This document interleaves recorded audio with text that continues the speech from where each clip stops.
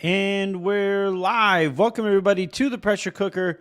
Been a while. Lakers haven't had a national TV game that falls on a weeknight. I'm Anthony Irwin here for Silver Screen and Roll. As you can see down at the bottom, follow Silver Screen and Roll podcast at Lakers SBN Pods. Had a really fun time today, by the way, hopping on Twitter Spaces from Silver Screen and Roll's Twitter presence at Lakers SBN. We're going to do those every Tuesday, so those are fun. We're checking in here on the Lakers. 102-89, been an ugly fourth. LeBron has done some really cool stuff, which is always really fun. But fourth quarter shooting, not exactly ideal. You do with it what you can, though. Anthony Davis being back tonight is the big story. That is going to be the big story moving forward as we head into the analysis of this game. That'll be the main talking points all over the league, basically, is what does this guy look like? What does his return mean for the Lakers? I think the big takeaway from where I'm standing, and some of it might be confirmation bias, is that Davis looks thinner, noticeably thinner. And, you know, given how at times slow he has looked this season, him losing just, oh man, Reeves missed him. It's okay. LeBron, I guess, can just finish it. But AD losing a little bit of weight, getting a little more nimble, all that good stuff is really good here for the Lakers. We are 3 minutes and 50 seconds left in this game. 104-89 Lakers. Stanley Johnson just spiked. Somebody shot, they called a foul. Let me know what your takeaways are from watching AD coming back, from seeing some of the lineup choices over the course of the game. That was one of my takeaways here, is that Avery Bradley continued to start on the night. Bradley is a -5 in a game that the Lakers are up by 15. Carmelo Anthony plus 15, Malik Monk plus 17, Austin Reeves plus 18. Monk and Reeves, essentially specifically, would be getting any and all of Avery Bradley's minutes. Talen Horton-Tucker, he's fallen pretty far down the rotation. Only 17 minutes from tonight. Get middle, get to the basket. Airball layup. Russ has some of those plays. Sometimes Russ just does stuff and you're just like, man, what the hell? All right, 104-91, 3 minutes to go here. I want to say it's kind of a big possession because the Lakers are having a tough time scoring, but Brooklyn isn't exactly lighting the world on fire either. So the Lakers have some, I guess, leeway here. Austin Reeves really active on the offensive glass tonight. What do you have? He has 4 offensive boards. And on a couple of them, they led directly to open looks. At that time, he finished it himself. Again, Austin Reeves, 22 minutes, 1 of 3 from the floor, 0 of 2 from three-point range, 4 rebounds, 6 assists is actually really good. 2 points. You would think, like, nothing to write home about, but no. He's just that dude. We are now, I have to find my headphones. We are now joined by somebody who's going to be a former co-host. Hey. Sabrina, how's it going? Remember when I told you that this season is better than previous ones because LeBron James plays for the Lakers? Fair. So, like, all right, I probably should have specified back then that stretch where AD was out was worse than the tanking years. But with him back, and if the Lakers start winning games, then yeah, I'll go ahead and say you won that one. To be fair, LeBron plays like 35% harder when Anthony Davis is in the lineup. That might be an underestimate. Yeah, Let's say 37%, just for it has to be like some symmetry. kind of precise, like 37.3% harder. I mean, It's just like watching Ron on defense today has been delightful. because he gets to go back to because I early on in the LeBron at 5 experiment, he was all over the court and all that stuff, and like 3 games later, he was like, "Oh my god, I." That's why they started playing drop again, so that he didn't Yeah, have to move around he's as like, much. I can't do that. You guys, it's like that scene from Superbad. He's like, he's the fastest kid alive. LeBron is an outstanding help defender. Making Yeah, him your primary backline guy is just a waste of his, not a waste, but like it's a yeah. misuse of his talents, I would say. But it was the only use of his talents there Correct. that Yeah. He didn't was the best feature possible DeAndre rim Jordan, protector on that roster. Yeah. which we can, I guess, It talk is what about it that is. at some point. 106.93, 2:13 to go here. LeBron just Kirk Cousins the pass into double coverage for AD there. Didn't work out. Lakers got the ball back though. I would like to see, like, it's interesting that they're leaving AD in here. I think it's the right move because they got to get as many reps as they can. What are his minutes at so far? At 24. 24. Okay. So when they said minutes limit, I assumed 25. Yeah, I mean that kind of makes sense. I think he probably finishes the game here, and because the Lakers hurt. they need like as many minutes with Russ and LeBron and AD all on the court at the same time. Mm-hmm. I normally, by the way, everybody watching, I normally would do a magic number here, right? But it's 106. They aren't going to lose this game. It's all right. So the Lakers take a timeout here, 106-93. I kind of think that they need to keep everybody in. I would like to see everybody remain in, get a couple more possessions, play it super slow. Don't get out and run or anything like that, but get a couple extra possessions here where like you get 2-man game between LeBron and AD or Russ and AD or some kind of horns kind of a set where LeBron and AD are your horns and Russ has the ball, and just see where it goes, where you feature the 3 of them in a set and see where it leads, because that's what the Lakers are going to need to do here. I don't know. What do you think? You raise your eyebrows at horns. I'm sorry. It's just I'm also watching the Clipper game right now. Oh, I was like, yeah. Is horns that bad an idea? Sorry. They were down by like 35 in the third quarter, and they just beat the Wizards. So yeah. Well, the Trez subtweets are going to be great though. Like the good news is after doing this against Doc Rivers and then Trez, it's yeah. Sorry. Yeah. I kind of tuned out what you just said there. Something about horns? I don't know.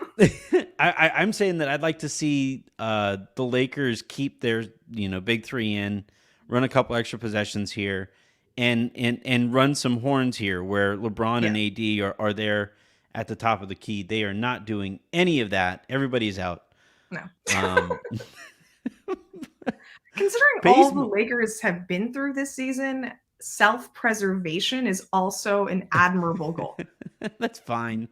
I just don't think you're going to get hurt with 2 extra offensive possessions.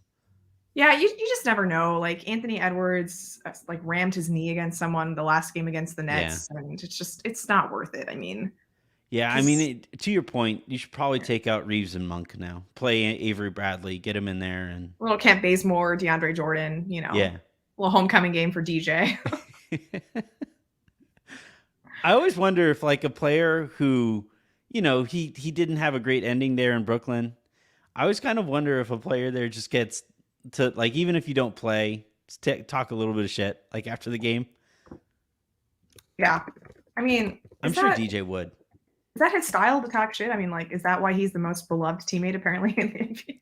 Well, you could talk shit about the other organization. Probably not going to talk much to the other players. Is Joe Tsai sitting courtside?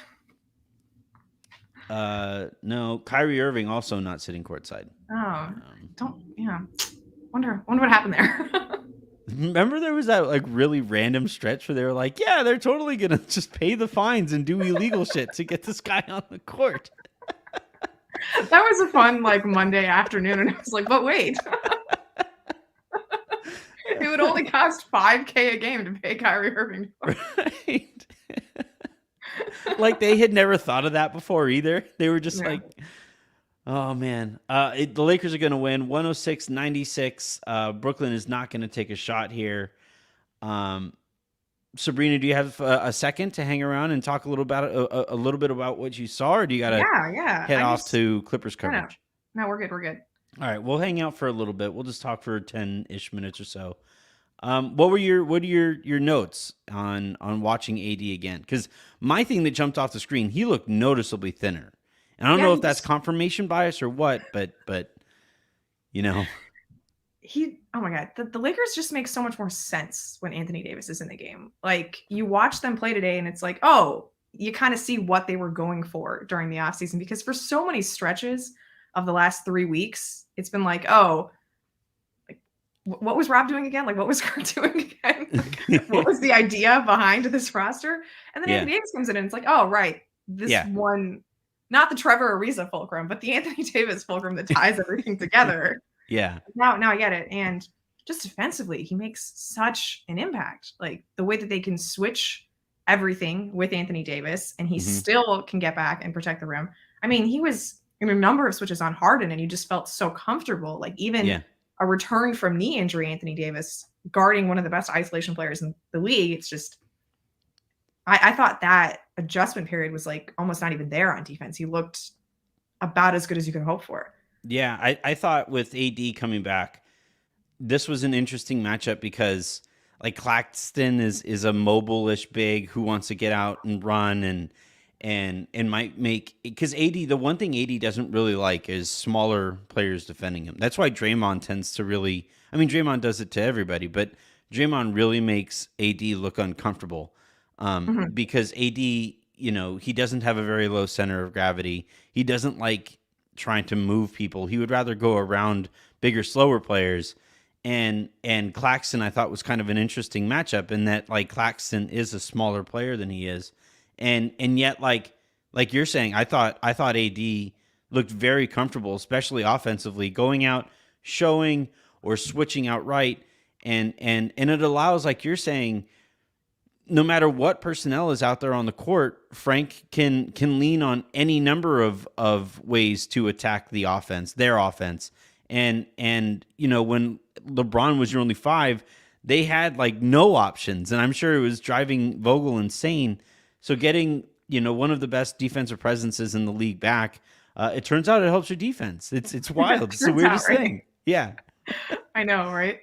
I don't remember AD doing much of anything on offense, to be perfectly honest. Like he ran a fast break with LeBron and Avery chose to lob it to LeBron, which is fine. You know, like that's great. No bad options there. Yeah. I think he had a couple lobs in the half court, but like that's not why Anthony Davis is missed on this team, right? Like they've proven that they can score at a perfectly acceptable rate without Anthony Davis. It's just they cannot stop anyone to save their lives. And admittedly, this is a Brooklyn team that is missing Kevin Durant and is not allowed to play Kyrie Irving. So there are challenges, you know, that their offense has. And James Harden is apparently already thinking about Philadelphia. Yeah, I don't want to say anything about that, but like,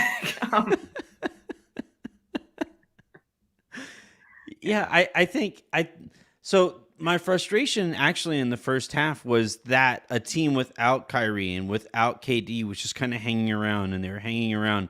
Third quarter comes by, they get to within 2, right? And then wouldn't you know it, the good Lakers come in, the Lakers who actually belong on NBA courts, and immediately the lead jumps back up. These plus minus numbers, like it's a flawed stat, granted, but on the night, Stanley Johnson plus 10, Carmelo Anthony plus 15, Malik Monk plus 14, Austin Reeves plus 13, and some of that is down because of garbage time there at the very end there with Reeves especially. Taylor Horton-Tucker minus 2, and Avery Bradley minus 5, Russell Westbrook minus 1. Like, it's clear you either have to defend at an incredibly high level or you have to be able to shoot. And if you can't do either or both of those things, then there just isn't going to be room for you next to LeBron and Anthony Davis. Like, this has always been the math. And this isn't rocket science. It's always funny when people say, like, oh, you think you know more than Frank Vogel. It's like, no, I don't. But this also isn't brain surgery. Like, this like, I wouldn't walk in to a mechanic fixing my car and say, hey, I need a little bit more space over there, because it's a lot more difficult and more complicated concept than, like, hey, it actually helps LeBron to have a couple different avenues going to the basket. And it kind of helps when a defense doesn't have to constantly make up for Avery Bradley thinking that he has to defend like it's 2005 all over again, or whatever it was. No. Yeah. I'm not sure Avery Bradley forever ago that year, but no, I find myself sometimes thinking back to like a few years ago, and I say 2007, and it's like, wait, we're old. I'm old. Right. So, yeah. Things look a lot better, obviously, when Melo is hitting, 3 threes and Malik Monk is hitting, 6 threes. Like, those are not things that you would expect to happen every single night. And, get out of here. That's the expectation for Monk. The 9 threes from Melo and Monk. No, just Monk. Yeah. No bigger Malik Monk fans than Anthony Irwin. Nope. But it just, there's a lot of things that, like, I don't like about the Malik Monk Carmelo duo. Boxing out, I believe, was brought up earlier in this chat, and that yeah, it's so funny. There was like a peak Melo sequence in the second quarter where he misses 3 defensive rebounding opportunities. Right, the Nets just bungle 3 in the row at the hoop. Mm-hmm. Finally gets the rebound, just like goes down to the other end, post, fade, like ISO. Like, it's just makes it. And it's like, well, that's Melo. Look, I am never going to hold against somebody else things just falling into place like that. That is, I would be a giant hypocrite if I judged anybody. By the way, I did tell Michelob that I was going to. Shouts to Michelob for sending us this. It's their limited edition Lakers, and they did this for a few of the NBA teams. You can kind of take a look at it. I apologize, Michelob, for not doing that earlier in the thing, but I did it. It's really cool. Unfortunately, it's filled by... Anyway, last thing before we get out of here. Avery Bradley starting. Is this something that, like, can you with good conscience tell people that might go away? No. So Trevor Ariza didn't start, which is a great step forward, right? Mm-hmm. But Trevor Ariza has had so much less time to prove himself than Avery Bradley has. So it's weird that Trevor Ariza already has a significant sample of, no, that's not working. But Avery Bradley's like, no, we're going to keep giving it a shot. I just think with Frank, he's been so thoroughly fooled. Like, it's not that again, I think I am smarter than I think that anybody who can crunch numbers is smarter than Frank. It's that he's convinced himself Avery Bradley is this defender, and it's just because he tries on that side. That's it. He slaps the floor a couple times, and all of a sudden, like, he is now a good defender. I don't think he's a good defender anymore. Like, that's the shooting, I think he's actually underrated at, but I don't think he's very good defensively. What sucks is that the Lakers are at their best in this current iteration when they switch. Yeah. Like, with this personnel. And I think the thing that Avery Bradley is worst at defensively is switching. Yeah. Because, like, he wants to fight through screens. Yeah. Like, stay attached at the point of attack. And it's like, no, we're not doing that here. They kept switching, and he kept, like, sprinting at Harden on the sprint, and it's like, dude, all you gotta do is contend. Just contain. I promise you don't have to knock him over. He's good. That's the problem, is that Avery Bradley, in the system the Lakers played 2 years ago, was a fine defensive player. Right? Like, he was able to do the things that the Lakers needed him to do because he could just funnel into the shot blocking of AD and JaVale or Dwight, right? That no longer exists here. So even if Avery Bradley was the same player that he was in 1920, which I don't think he is, I think he is worse than that iteration. Like, it's just not functionally as useful as for what the Lakers want to do. Yeah. No, I'm there with you. We'll see if at any point this changes. It's never a good sign when a coach like proudly boasts that the my guy. stats are wrong. You know, like it's never a good sign. Crazy is it's every coach does this for Avery Bradley. Yeah. Like Doc Rivers famously called him unstatable because Yeah. the box score doesn't show what he does. Ty Lue, a couple weeks back, just decided to shout out Avery Bradley in a conversation about switching defenses because he's like, when Yeah. you have great defenders like Avery Bradley, it doesn't help to switch as much. And I was like, you're not playing the Lakers. You're not close to playing the Lakers. Yeah. Where did this come from? I had a Twitter back and forth, and one of the points that were made was like Avery Bradley is to defense what like a great bucket getter is to offense, you know, and like that's the way that I think we all have, because players look at him the same way. They all look at Avery Bradley and say, "Oh man, that guy's a dog on the ball. That guy he just gets out there and he gets after it defensively." And it's like, okay, yeah, cool, but in a team concept, in the team construct defensively, he doesn't really do anything for you. And that kind of defense is the most overrated kind of defense. Like, what made Caruso a special defender was the random forays in the passing lanes that he would do to just completely muck up and completely gum up whatever another offense was trying to do to the Lakers, or in this case now to Chicago.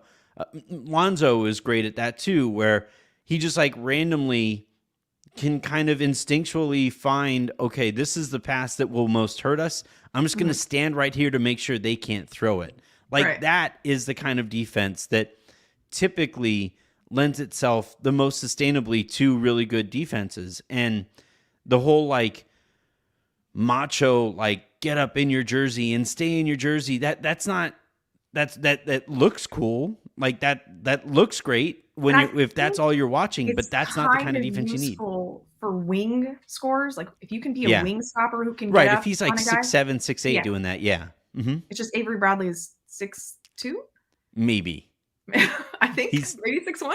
He's like he's the Iversonian 6'2". You know. Yeah. All right.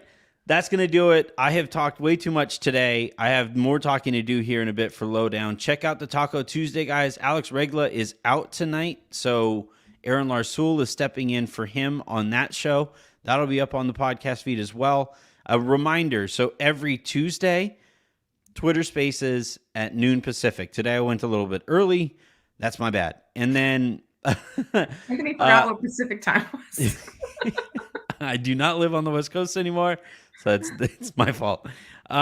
We do have an announcement coming. We got to get all the contracts signed and all the I's crossed and the T's dotted.